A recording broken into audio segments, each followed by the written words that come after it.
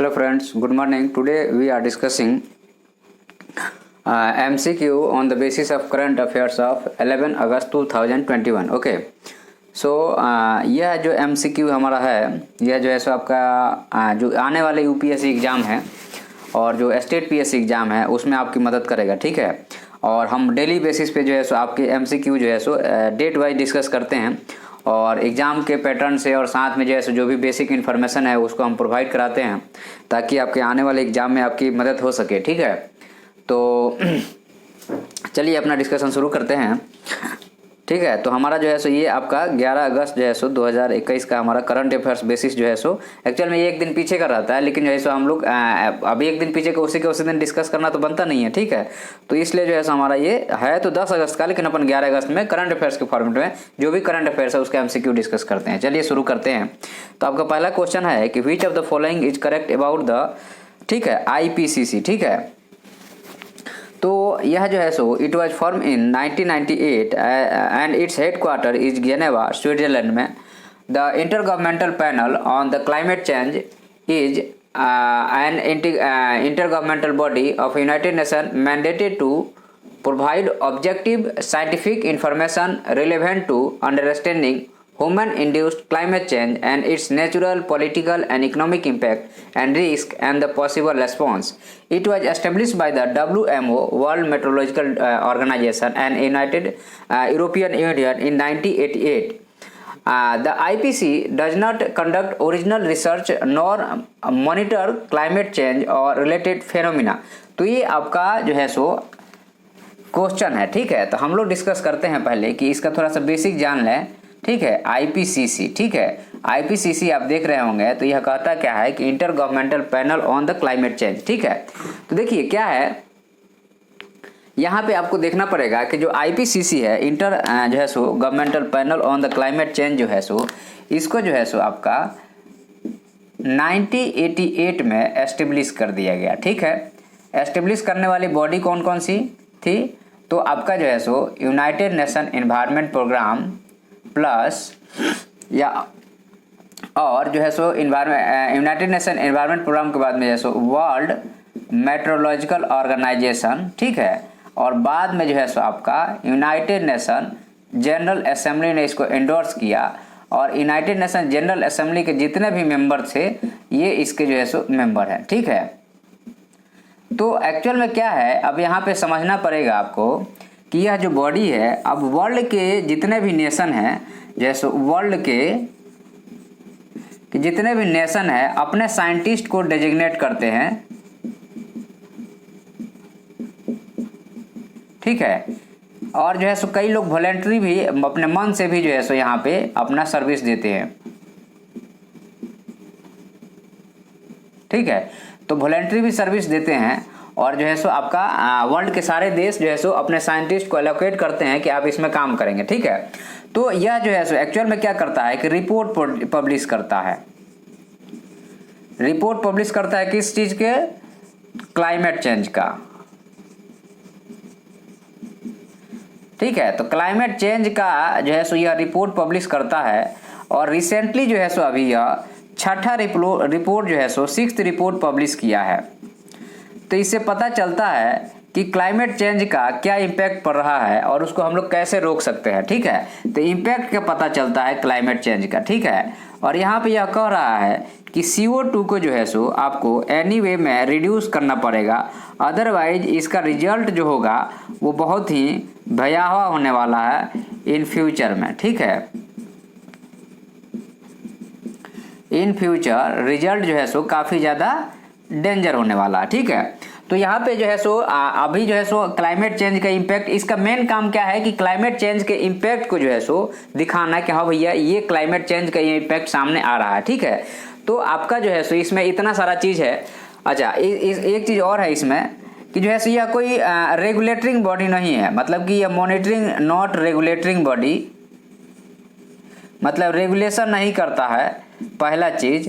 या जो है सो मॉनिटरिंग नहीं करता है, मतलब कि जो है सो पर्सन टू पर्सन या स्टेट टू स्टेट जो है सो मॉनिटरिंग नहीं करता है यार। यह सिर्फ जो है सो आपका रिपोर्ट पब्लिश करके बता देगा भाई कि आप जो है सो यूनाइटेड नेशन एनवायरनमेंट प्रोग्राम या जो है सो वर्ल्ड मेट्रोलॉजिकल ऑर्गेनाइजेशन या यूनाइटेड नेशन जनरल असेंबली, अब इस पे जो है सो आप इस पे एक्शन लीजिए, ये रिपोर्ट है, ठीक है। तो यहाँ पे इस बात को हमें ध्यान रखना है कि यह कोई एक्शन लेने वाला बॉडी नहीं है, आपके ऊपर कोई मतलब कि सैंक्शन वगैरह या आपके ऊपर कोई पेनाल्टी नहीं लगा सकता। यह सिर्फ एक सजेशन देता है कि ये रियल स्थिति है, अब आप लोग इसके आधार पे काम कीजिए। तो ये जो है सो intergovernmental panel on the climate change. और अच्छा एक चीज़ और है कि जो है सो आप लोग थोड़ा सा कमेंट करके बताइएगा कि अर्थ जो है सो अर्थ समिट कब हुआ था, ठीक है। अर्थ समिट जो है सो आपका 1992 में हुआ था। उसके पहले ही 1988 में जो है सो इसको एस्टेब्लिश कर दिया गया था, इस चीज़ का ध्यान रखना है। तो it was form in 1988 and its head quarter is Geneva Switzerland में। तो यह आपका ऑप्शन जो है सो बिल्कुल सही हो जाता है। यह जो है सो इंटर गवर्नमेंटल बॉडी है, क्लाइमेट चेंज के ऊपर काम करता है और जो है सो आपका पॉलिटिकल, इकोनॉमिक और जो है सो जितने भी ह्यूमन इंड्यूस्ड है उसका क्या इम्पैक्ट क्लाइमेट पे पड़ता है वो बताता है। तो भी आपका ऑप्शन सही हो जाता है। नेक्स्ट है कि it was establish by the world meteorological organisation and EU। तो अब जाहिर सी बात है आप लोगों को हम बताए क्या यहाँ पे कि यहाँ पे जो है सो इसको एस्टेब्लिश किसने किया, तो यूनाइटेड नेशन एनवायरनमेंट प्रोग्राम ने किया, वर्ल्ड मेट्रोलॉजिकल ऑर्गेनाइजेशन ने किया, यूनाइटेड नेशन जनरल असेंबली ने इसको एंडोर्स किया। तो यहाँ पे यूरोपियन यूनियन या EU का कोई बात नहीं आता है, इसलिए यह ऑप्शन जो है सो तीसरा गलत हो जाएगा। जब तीसरा गलत हो जाएगा तो आप देखिएगा कि आपका बी ऑप्शन जो है सो खत्म हो गया। अब इसके बाद में IPCC does not conduct original research nor monitor climate change और रिलेटेड फेनोमिना। तो देखिए ये बिल्कुल सही है कि ये जो है सो मॉनिटर नहीं करता, यह सिर्फ रिपोर्ट पब्लिश करता है कि हाँ ये इसका इम्पैक्ट है। अब आप लोग मॉनिटर कीजिए, आप लोग जो करना है कीजिए, ये रिपोर्ट है, ठीक है। और इसमें पूरे वर्ल्ड के साइंटिस्ट वॉलंटरी या जो है सो स्टेट जो भी कंट्री है अपने साइंटिस्ट को एलोकेट कर देता है कि यहाँ पे जाके आप काम कीजिए, ठीक है।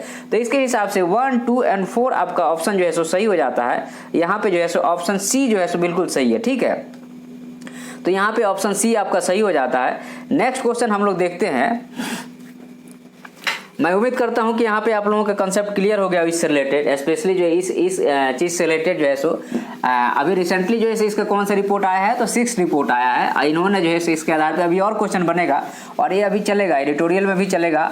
और अभी इसका चूंकि अभी आ गया है तो अभी मतलब समझिए कि द हिंदू इसको 10 दिन तक खींचेगा, 15 दिन तक धीरे धीरे खींचते रहेगा। चलिए हम लोग उस पर नहीं जाते हैं। नेक्स्ट आपका क्वेश्चन बनता है यहाँ से, द हिंदू का ये क्वेश्चन है आपका कि जो है सो आपका according to 6th report of the intergovernmental panel on climate change, which of the following is consequence will come। मतलब कि अगर अब ये रिपोर्ट बता रहा है कि आने वाले टाइम में कौन कौन सा जो है सो consequence आपको देखने को मिलेगा। किस चीज का consequence, तो वह consequence जो है सो क्लाइमेट चेंज का क्या consequence आपको in future you will watch या यू विल सीन, ओके। तो पहला है कि increase soil erosion in India. अब हम एक्चुअल में क्या है कि देखिए ये जनरलाइज स्टेटमेंट हो जाता है। जब जनरलाइज स्टेटमेंट रहता है तो मैक्सिमम केस में वो सही ही होता है। यूपीएससी में क्वेश्चन जब ऐसे बनता है तो आप लोग जनरलाइज स्टेटमेंट में कोशिश कीजिएगा कि आपका ऑप्शन वो सही होगा और वहां पे आपको ज्यादा सोचना नहीं है। तो सॉइल इरोजन देखिए जाहिर सी बात है कि आपको जब क्लाइमेट चेंज होगा तो आपका जो है सो ये वाला ट्रॉपिकल इलाका में जो है सो बारिश बढ़ेगा क्योंकि मौसम का इम्पैक्ट बढ़ेगा। तो जाहिर सी बात है इंडिया का पोजीशन कुछ यहाँ पे आता है तो यहाँ पे जो है सो रेन बढ़ेगा तो जाहिर सी बात है कि क्या होगा, सॉइल तो इरोजन होगा ही ना। तो ये जो है सो आपका एक ऑप्शन जो है सो ऐसा भी आपको सोच के चलना है। दूसरा चीज क्या है, increase temperature of the Indian ocean, ठीक है। तो जाहिर सी बात है कि जब आपका CO2 का जो है सो आपका इमिशन बढ़ेगा तो हमारा क्या होगा, CO2 का इमिशन बढ़ेगा तो जो है सो ग्रीन हाउस गैस का जो है सो प्रभाव बढ़ेगा। अब बढ़ेगा तो जो है सी बात है टेम्परेचर जो है सो पूरे इन्वायरमेंट का बढ़ेगा। तो जाहिर सी बात है कि जो है सो इंडियन ओशन का भी टेम्परेचर इंक्रीज करेगा, ठीक है। Form more lake in the mountainous reason. अब आपका मान लीजिए कि ये जो है सो आपका एक माउंटेन है, ठीक है। ये जो है सो आपका एक माउंटेन का श्रृंखला है, ठीक है। This is called the mountain chain, ठीक है। तो माउंटेन चेन में आप लोग देखिएगा यहाँ पे क्या होता है कि जो है सो ये आपका माउंटेन हो गया। तो यहाँ पे जो है सो ग्लेशियर है, ये ग्लेशियर है, इधर भी ये ग्लेशियर है, ठीक है। तो यहाँ पे मान लीजिए कि कुछ ऐसा एक इसका कुछ इस टाइप से है। तो यहाँ पे जो है सो अब जब जाहिर सी बात है जब टेम्परेचर आपका इंक्रीज करेगा, टेम्परेचर जब राइज करेगा तो क्या होगा, टेम्परेचर राइज करेगा तो ग्लेशियर क्या होगा, ग्लेशियर मेल्ट करेगा, ठीक है। जब ग्लेशियर मेल्ट करेगा तो ये वाला ग्लेशियर का पानी जहाँ पे भी उसको खाली जगह आके भरेगा तो यह जो है सो एक टेम्पोररी लेक बन जाता है। क्या बन जाता है? टेम्पोररी लेक बन गया। अब यह टेम्पोररी लेक जो है सो टाइम के साथ में जब इसका पानी और बढ़ेगा तो यहाँ से ये ब्रेक डाउन हो जाता है और इसी को हम लोग बोलते हैं, ठीक है, ग्लेशियल लेक आउटबर्स्ट फ्लड, ठीक है, ग्लेशियल लेक आउटबर्स्ट फ्लड बोलते हैं। और जब टेम्परेचर बढ़ेगा तो जाहिर सी बात है इसमें और सारे लेक, यहाँ भी लेक फॉर्म होगा, इधर भी लेक फॉर्म होगा, इधर भी लेक फॉर्म होगा, तो लेक बढ़ेगा। जब लेक की संख्या बढ़ेगी तो आपका जो है सो इंसिडेंट जो है सो आपका जो है सो यहाँ पे जो है सो आपका पैंडेमिक तो नहीं कहेंगे इसको, ये जो है सो यहाँ के ह्यूमन पॉपुलेशन के लिए जो है सो एक तरह से कहा जाए तो एक डिजास्टर है। ह्यूमन पॉपुलेशन के लिए क्या है? एक डिजास्टर हो जाएगा, ठीक है। तो इस चीज़ को हमें ध्यान रखना है कि अगर आपका जो है सो टेम्परेचर बढ़ेगा तो यहाँ के लेक पिघलेगा तो यहाँ पे जो है सो स्मॉल लेक बन जाएंगे। और वही अभी आपने पढ़ा होगा कि अल्पस रीजन में लगभग जो है सो बहुत सारे नए लेक का फॉर्मेशन हो रहा है। रीजन क्या है? क्योंकि टेम्परेचर चेंज हो रहा है, टेम्परेचर चेंज हो रहा है तो आइस मेल्ट हो रहा है, तो नीचे आएगा और जमा होगा तो जाहिर सी बात है लेक बनेगा। तो यही है कि form more lake in the mountainous region में। Impact of the climate change, more heat on the low latitude nation. जाहिर सी बात है कि आपका जो है सो ये आपका अर्थ है, तो अर्थ है तो जाहिर सी बात है कि ये लो लैटिट्यूड वाला इलाका है और यहाँ पे मान लीजिए बर्फ पिघलेगा या यहाँ पे पिघलेगा तो ये पानी यहीं पे आएगा, ये पानी यहीं पे आएगा। तो जाहिर सी बात है कि आपको पता है कि ये पेनिनसुलर इंडिया है अपना, तो पेनिनसुलर इंडिया में जो है सो यहाँ पे गोवा है, गोवा लो लेइंग एरिया है, केरला इधर लो लेइंग एरिया है, तमिलनाडु लो लेइंग एरिया है, उड़ीसा है, इधर जो है सो आपका ये वेस्ट बंगाल के नीचे वाला पार्ट लो लेइंग एरिया है। जब पानी का वाटर लेवल बढ़ेगा तो ये सब डूबते जाएंगे, जब डूबेंगे तो जाहिर सी बात है यहाँ से पब्लिक का माइग्रेशन इस साइड होगा, तो माइग्रेशन होगा तो फिर कॉन्फ्लिक्ट होगा और एक तरह से सिविल वॉर का सिचुएशन बनेगा। और जो है सो जो हाई लैटिट्यूड वाले यहाँ पे जगह खाली होगा लेकिन यहाँ की जो कंट्री है उसको कब्जाते जाएंगे और यहाँ पे जो है सो जाहिर सी बात है पीपुल यहाँ तो माइग्रेट कर डायरेक्टली नहीं चला जाएगा, तो एक बहुत ही जो है सो ह्यूमन क्राइसिस चालू हो जाएगा, ठीक है। तो अब यहाँ पे जो है सो आपको increase soil erosion in India, ये सही होगा, ठीक है, क्योंकि बारिश अनियमितता होगा तो सॉइल इरोजन बढ़ेगा ही बढ़ेगा। इसके बाद increase temperature of the Indian ocean, ये भी आपका सही है। Form the more lake in the mountainous reason, ये भी सही है। और impact of the climate change, more heat on a low latitude area, तो आपका यहाँ से यहाँ पे ऑप्शन डी बिल्कुल सही हो जाता है, ठीक है। तो यहाँ से आपका ऑप्शन डी सही है। उसके बाद में हम लोग नेक्स्ट क्वेश्चन की तरफ बढ़ते हैं। तो आप लोग देखिए जनरली क्या होता है, जो जनरलाइज स्टेटमेंट है ना वो सही होता है, उसमें ज़्यादा सोचने की जरूरत नहीं रहती है। स्पेशलाइज स्टेटमेंट है, कहीं फैक्ट की बात कर रहा है, कहीं डेट की बात कर रहा है, तो वहाँ पे सोचना पड़ जाता है। जनरलाइज स्टेटमेंट में ज़्यादा सोचना नहीं है, आपको ऑप्शन देखना है और फेज आउट करके आगे बढ़ जाना, ठीक है। तो ये आपका था। नेक्स्ट क्वेश्चन की तरफ हम लोग बढ़ते हैं। बोलते recently in which international body date lead Bharat and propose the maritime security, ठीक है। तो अभी जो है सो आपके यूनाइटेड नेशन सिक्योरिटी काउंसिल में अभी जो है सो कौन है इसका अभी हेड कौन है? तो आपका इंडिया अभी इसके प्रेसिडेंट है, ठीक है, इंडिया अभी प्रेसिडेंट है। अब मोदी जी अभी भाषण जब दे रहे थे, यहाँ पे स्पीच दिए, तो उन्होंने बोला मैरीटाइम सिक्योरिटी के बारे में। क्या बोला? मैरीटाइम सिक्योरिटी के बारे में बोला। मैरीटाइम सिक्योरिटी का मतलब क्या हुआ? मैरीटाइम सिक्योरिटी का मतलब ये हुआ कि जितने भी जो है सो यहाँ पे पायरेसी है, मतलब कि जो है सो जब जहाज़ें जाती है तो यहाँ पे जो है सो आपका पायरेसी होती है, जहाज़ों की जो है सामान के साथ में जो है सो चोरी होती है, ठीक है। उसके बाद में जो है सो फ्री मूवमेंट होना चाहिए, जहाज़ों का जो है सो फ्री मूवमेंट होना चाहिए।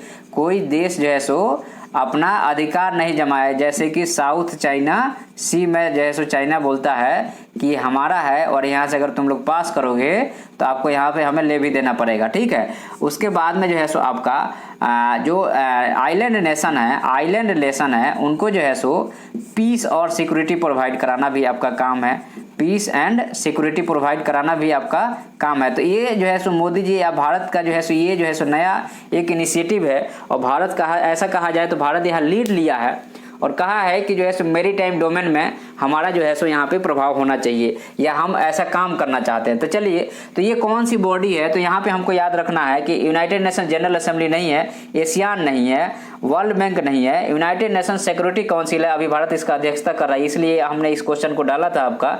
नेक्स्ट क्वेश्चन की तरफ हम लोग बढ़ते हैं।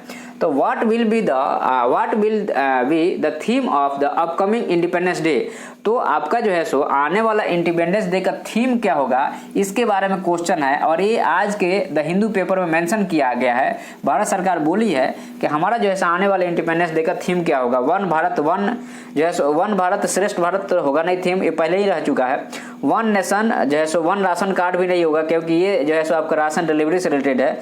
नेशन फर्स्ट ऑलवेज फर्स्ट, ये ऑप्शन सही है और ये वाला ऑप्शन गलत है। तो इसका ऑप्शन जो है सो आपका सी हो जाएगा कि नेशन फर्स्ट और ऑलवेज फर्स्ट, मतलब हमारा भारत देश जो है सो हमारी पहली प्राथमिकता है और आने वाले टाइम में भी जो है सो हमेशा यही प्राथमिकता रहेगी कि भारत देश कहने का मतलब क्या होता है पता आप लोगों को। कभी भी कोई बोलता है कि हम जो है सो इंडिया को पहला प्राथमिकता देते हैं, इसका क्या मीनिंग हुआ? इसका मीनिंग ये हुआ कि जो है सो इंडिया के जो है सो जो इंडिया के लोग हैं ना, इंडिया के जो पीपुल हैं उनके सर्विस की या उनकी जो है सो सोशल सर्विस की बात हो रही है कि कोई भी देश जो है सो, कोई भी नेशन जो है सो, नेशन का जो है सो आपका आइडेंटिफिकेशन क्या होता है, नेशन का आइडेंटिफिकेशन जो है सो आगे पब्लिक होता है, वहाँ का जो है सो पब्लिक होता है या कहिए तो सिटीजन होता है। ठीक है, तो जाहिर सी बात है नेशन फर्स्ट की जब बात करेंगे तो वहाँ के सिटीजन की बात करेंगे कि citizen first, it means that nation first, मतलब सिटीजन को ह्यूमन डेवलपमेंट होगा तो जाहिर सी बात है कि ये सारी चीज़ें होगी, अदरवाइज नहीं होगी। विच of the following is correct about the supreme court of India. अभी आपका ये न्यूज हमने इसको इसलिए डाला है क्योंकि आज के न्यूज में एक न्यूज था जिसमें जो है सो सुप्रीम कोर्ट के जो है सो चीफ जस्टिस ऑफ इंडिया हैं, आप उनका नाम कमेंट करके बताइएगा। आपको याद होगा अभी कि झारखंड में जो है सो एक जज की हत्या हो गई। ठीक है, एक जज का जो है सो हत्या हो गई या कहें कि एक्सीडेंट हो गया, आई डोंट नो। यहाँ पे जो है सो सीबीआई को अपॉइंट किया गया था कि भैया आप देखो, सीबीआई ने जो है सो एक सील रिपोर्ट सबमिट किया और क्या बोला है कि जो है सो अपना बताया है कि मैं यहाँ गया वहाँ गया। एक्चुअल में उन्होंने बोला कि सही उन्होंने जांच नहीं किया, तो इसलिए जो है सो चीफ जस्टिस ऑफ इंडिया एनवायड हो गए हैं। ठीक है, एनवायड हो गए हैं। अब फिर से जो है सो उन्होंने हाई कोर्ट की अध्यक्षता में, हाई कोर्ट के जज की अध्यक्षता में फिर से एक कमेटी गठित की है और वो जो है इससे काफ़ी एनवायड है। तो हम लोग जो है सो ये तो मतलब कि करंट का मैटर हो गया। हमारा जो है सो क्वेश्चन का फॉर्मेट क्या रहेगा या एग्जाम में क्या क्वेश्चन आएगा उस पर हम ध्यान देते हैं। विच of the following is correct about the supreme court of India के बारे में कौन सा स्टेटमेंट सही है। Supreme court of India is the supreme judicial body of India and the highest court of India under the constitution. तो जाहिर सी बात है कि यह स्टेटमेंट आप पढ़िएगा तो आपको ये लगता है कि सुप्रीम कोर्ट ऑफ इंडिया जो है सो हाईएस्ट जुडिशियल बॉडी है इंडिया में अकॉर्डिंग टू कॉन्स्टिट्यूशन। तो ये बात बिल्कुल सही है, उसके ऊपर कोई नहीं है, तो इसलिए सही हो जाता है। It has only power to judicial review. देखिए यहाँ पे ये स्टेटमेंट गलत है क्योंकि सिर्फ सुप्रीम कोर्ट ऑफ इंडिया के हाथ में पावर जुडिशियल रिव्यू का नहीं है।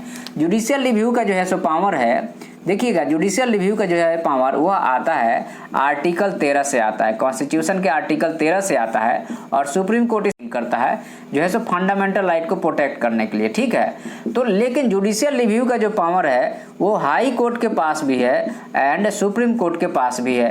तो इसलिए जो है यह स्टेटमेंट जैसा अच्छा ओनली ऑप्शन ओनली वर्ड आ गया तो मत समझिए कि वो लफड़ा है, उसको थोड़ा ध्यान से पढ़ना है और उसको मैक्सिमम केस में गलत ही होता है। It is only body to protect the fundamental right, ये भी गलत है क्योंकि हाई कोर्ट के भी पावर रहता है कि फंडामेंटल राइट को वो देखता है और प्रोटेक्ट करने की कोशिश करता है, इसलिए ये भी गलत हो जाता है। It concluded after the all judgement as protector of the constitution of India.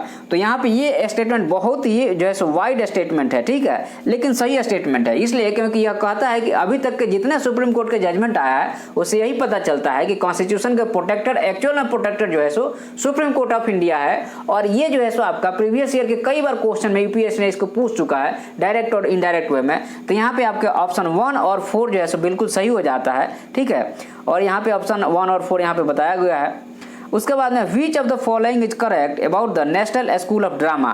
तो अभी आपका जो है सो आज़ादी का जो है सो 75 जो है सो ईयर्स हो गए हैं, तो आज़ादी का जो है सो अमृत महोत्सव मनाया जा रहा है किसके द्वारा, तो नेशनल स्कूल ऑफ ड्रामा के द्वारा मनाया जा रहा है। इसके जो है सो अभी हेड हैं वो जो है सो परेश रावल हैं। कौन रहे, परेश रावल इसके हेड हैं, ठीक है। तो अब यहाँ पे जो है सो इसके हेड परेश रावल हैं। इट फाउंडेड 1959 और इसका पहले नाम था संगीत नाटक एकेडमी। 1959 में इसको एस्टेब्लिश किया गया था, ठीक है। उसके बाद में जैसे करंट चेयरमैन जो है परेश रावल आपको बता दिए हैं, it Kemps under the ministry of the tourism. नहीं भैया, मिनिस्ट्री ऑफ टूरिज्म में नहीं आता है ये, जो है जाहिर सी बात है कि ये जो है सो मिनिस्ट्री ऑफ आपका जो है सो आपका कल्चर में आता है, मिनिस्ट्री ऑफ कल्चर में आता है, मिनिस्ट्री ऑफ टूरिज्म में नहीं आता है। इस चीज़ को आपको थोड़ा ध्यान रखना है कि यह जो है सो मिनिस्ट्री ऑफ कल्चर में आता है। यहाँ पे जो है सो आपको थोड़ा सा घुमाने के लिए क्वेश्चन दिया गया था, तो आपका जो है सो तीसरा स्टेटमेंट गलत हो जाता है, तो तीसरा स्टेटमेंट गलत हो जाता है और पहला दूसरा सही हो जाता है, तो ऑप्शन ए बिल्कुल सही है यहाँ पे, ठीक है। तो आप जो है सो सॉरी, अच्छा वो ऑप्शन ए और जो है सो ऑप्शन सी दोनों सेम ही है, इसलिए यहाँ पे कंफ्यूजन है। चलिए जो है सो ए और सी में से कोई लगा लीजिए, ठीक है। उसके बाद में बोलता है कि which of the following process to form the oxygen. हम लोग जो है सो अभी आपको पता है कि जब कोविड-19 की महामारी चल रही थी तो ऑक्सीजन का एक बहुत ही वाइटल यूज था, ठीक है। तो अब यहाँ पे आपको पता होना चाहिए कि हमारा जो है सो हवा है, एयर जो है हमारे वायुमंडल में, जो हमारे एयर है एटमॉस्फेयर में 78% जो है सो आपका नाइट्रोजन है, ठीक है। दूसरा जो है सो आपका 21% जो है सो आपका ऑक्सीजन है, और बाकी जो है सो लेस देन जो भी आपके बचे एक्स फैक्टर जो है वह जो है सो अदर गैसेस हैं, ठीक है। तो आपका जो है सो अब यहाँ पे क्वेश्चन कहता है कि कौन सा प्रोसेस से ऑक्सीजन बनाया जाता है, तो it's separate to xenon at the liquid form at -180 degree. तो आपका मान लीजिए कि यह जो है सो आपका एक ऑक्सीजन बनाने वाली बॉडी है, इधर से ऑक्सीजन लेगा और इसको कूल करना चालू कर देगा, तो कूल करना चालू कर देगा तो आपका जो है सो आपका माइनस में 108 डिग्री सेल्सियस पे जो है सो जेनॉन रिमूव हो जाता है, ठीक है। जेनॉन रिमूव हो गया, उसके बाद में जो है सो माइनस में 150 डिग्री सेल्सियस पे जो है सो आपका नेक्स्ट आपका है क्रिप्टन जो है सो रिमूव हो जाएगा, और उसके बाद में जो है सो आपका माइनस में 180 डिग्री 3 सेल्सियस पे जो है सो आपका ऑक्सीजन मिलेगा। इसको जो है सो आप सेपरेटर से अलग करके और जो है सो क्रायोजेनिक जो है सो जो भी सिलेंडर उसमें भर लीजिए, तो it separate xenon at -108 degree Celsius पे, ये बिल्कुल सही है। उसके बाद में अगेन जो है सो बोलता है कि कूलिंग एट -200 डिग्री सेल्सियस नहीं है, ये 153 डिग्री सेल्सियस समथिंग में है, इसलिए दूसरा गलत हो जाता है। और एट द स्टेज -183 कैल्शियम बोलते हैं कि जो है सो सेल्सियस पे ऑक्सीजन आपको फाउंड हो जाएगा, तो ये आपका सही है। यहाँ पे 1 और 3 बी ऑप्शन आपका सही हो जाता है।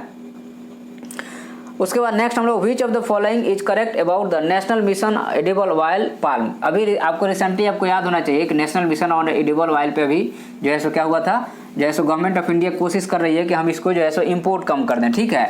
तो हम जो है सो आपका पाल्म ऑयल का जो है सो इम्पोर्ट अभी घटाने की बात कर रही है, और इस पे जो है सो लगभग 11,000 करोड़ रुपया का एक जो है सो राशि भी अलॉट किया गया है, ताकि जो है इसका प्रोडक्शन बनाया जा सके और जो है सो आपका इम्पोर्ट को क्या किया जा सके, इम्पोर्ट को रिड्यूस किया जा सके, ठीक है।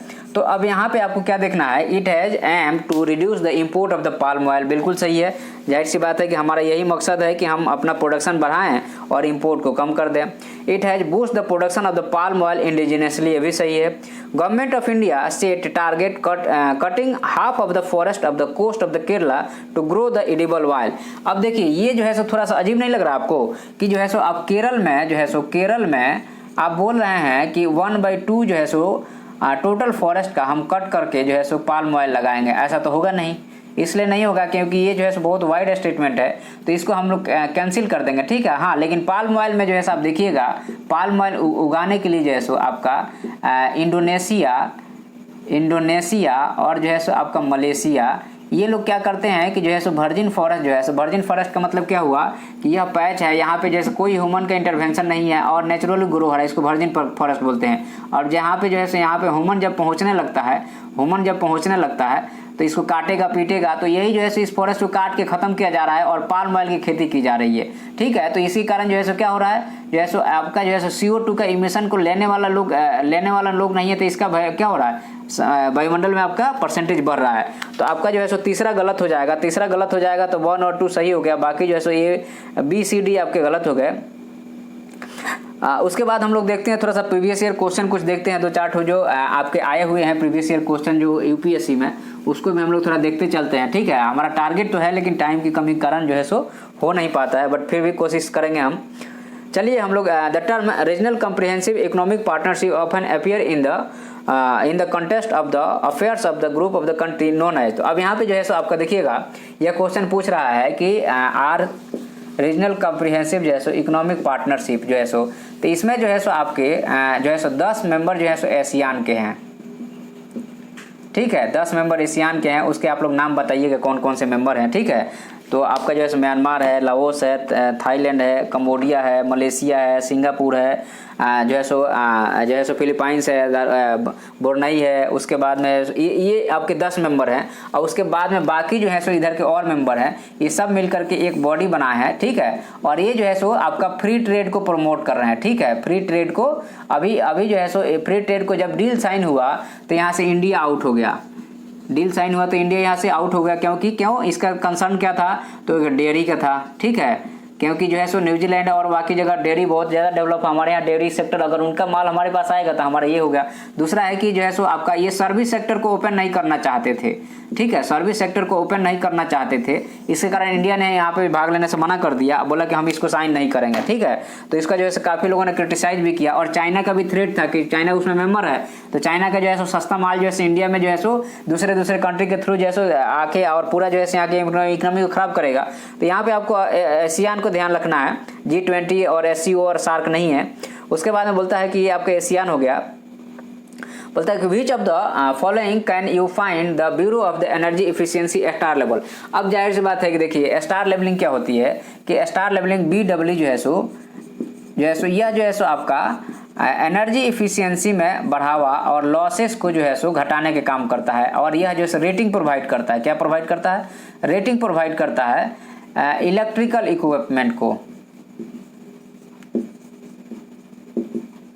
इसका मतलब जब रेटिंग प्रोवाइड कर देता है, जैसे आप देखिएगा 3.4 है या 5 रेटिंग है, तो इस तरह की रेटिंग रहती है। तो अब सीलिंग फैन हो गया, इलेक्ट्रिक गीजर्स हो गया, टेबुलर फ्लोरेसेंट लैंप हो गया, तो जाहिर सी बात है कि इस टाइप की जब तीनों इलेक्ट्रिक से रिलेटेड ही है, इसका मेरे ख्याल से 15 या 21 लिस्ट है, बट उसको उतना आपने को डीप में नहीं जाना। जब एक बार क्वेश्चन बन गया तो ज़्यादा संभावना नहीं है कि बनेगा, ठीक है, इसलिए इसका ऑप्शन डी आपका सही हो जाता है।